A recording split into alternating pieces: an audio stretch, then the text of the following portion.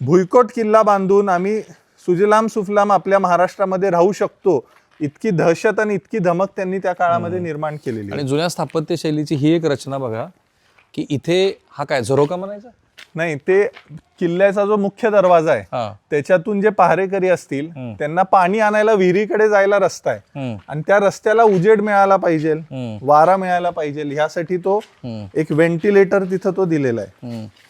मला वाटतं हत्ती किंवा इतर कुठल्या आक्रमकांनी दरवाजा तोडू नये याच्यासाठी ते लोखंडी सुळे बसवलेले आहेत. तर हे तुम्ही बऱ्याच किल्ल्यावरती पाहिलं असेल, पण हे नसेल पाहिलं किंवा काही किल्ल्यात भुईकोट किल्ल्यामध्ये ती रचना आहे. सो भूषण सिंगजी हे काय नेमकी रचना?